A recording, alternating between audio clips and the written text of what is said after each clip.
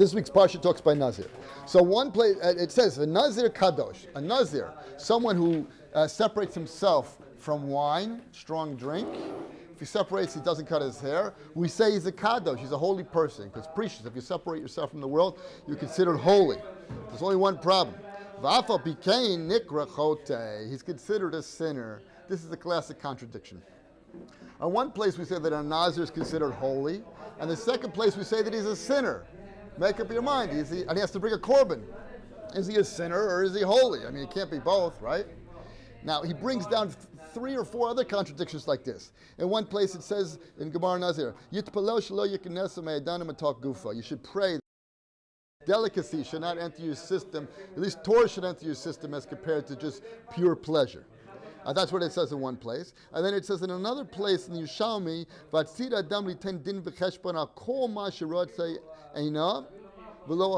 anything that a man saw in this world that he didn't get pleasure from, he's going to be judged.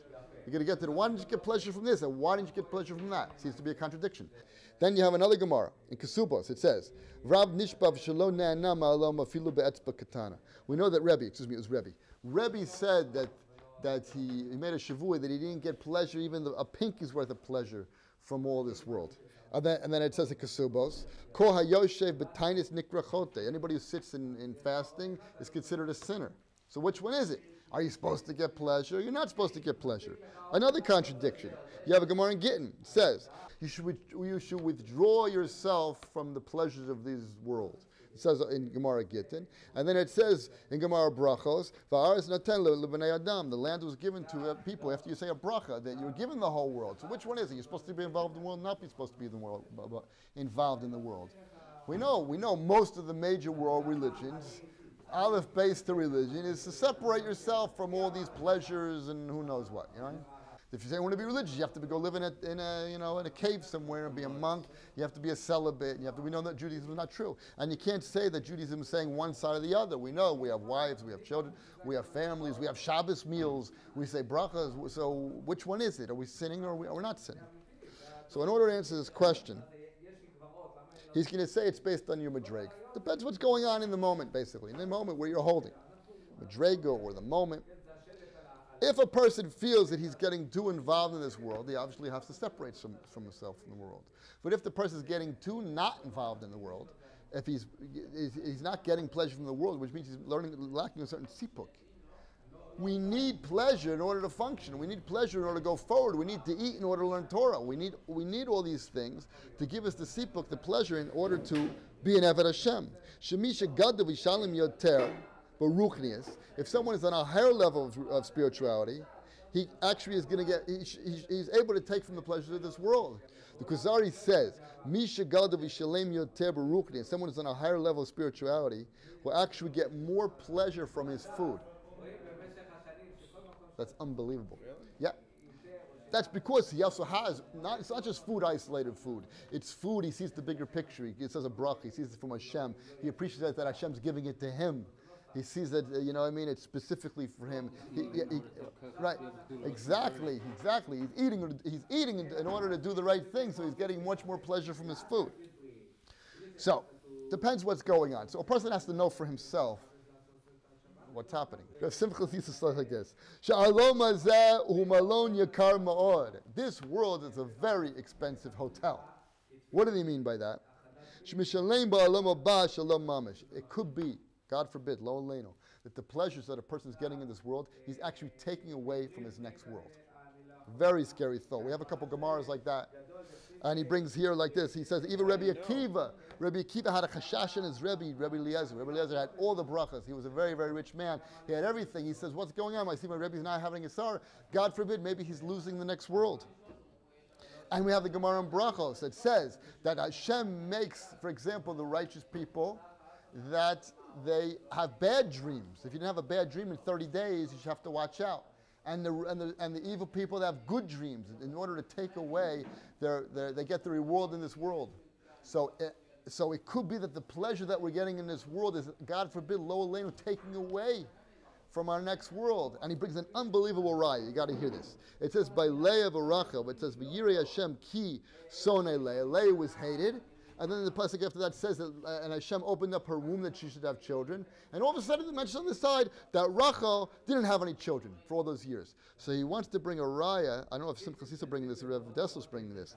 He wanted to say that it could be that the pleasure that Rachel was getting from having the extra love, when the Gemara tells it was a very dark thing. It says only Hashem knew, even they themselves, it was a very subtle thing. But the extra pleasure that Rachel was getting, that emotional pleasure that she was getting, that her husband loved her more, made her that she was an akar, that she couldn't have children all those years. That's an unbelievable thing. So it could be that the pleasures that we're getting are taking away from our next world. That is a very scary thought. So in order to solve that problem, he brings Rav Yisra Salanter. How are we going to solve this problem? God forbid we're getting pleasure and taking away from our next world. How do they know? You don't know. That's the problem. Yeah, now. Yeah, what? Yisra Salanter, the father of the Muslim movement. Sheyeh rabim sarchim lo. If a person, ki az ein sarich l'shalim echasam alone. In other words, if a person serves the klal, if a person tries to help people and help the klal and help Am Yisrael and thinks what they could do to help the Jewish people, so then the pleasures that he's get will not go on his bill. It'll be perks. If you work for the boss, I work for the boss, and the boss will give you a fancy car. Is it my car? No, it's not my car. Why do they got the car? Because I use the car all day to do mitzvahs. I use the car to take people here. I pick people up whenever I can. I make sure I'm always serving the klal. So if a person's always serving the klal, there's a much, much better chance that all the pleasures that he was getting was given to him in order to serve the klal. It's not just a personal thing. I'm doing my thing. It's true. It's true. You can do it on the personal level also. I'm serving Hashem, therefore I need to eat these things. But surely if you're serving the klal, therefore you can say this is a company car. The company car is from Hashem. So what's the mussar that we have to get out of this? We have to know that when we, obviously as a person, especially as a Ben Torah, you have to rest. You have to sleep. You need rest. What are you going to do? But the question is, how much rest do you need and how much pleasure? And also you need to take vacations. And you need to go away with your wife and your kids, and you need that. And they need it, and you need it, and everybody needs it in order to have strength for the next month. But you have to know how far it goes. So it comes in moment to moment. You have to know if you're resting. The guy's hanging around watching DVDs. Maybe it could be the guy having a nervous breakdown and he needs to do something special. He needs to go to the beach. It really could be true. But you also have to know that maybe it's not.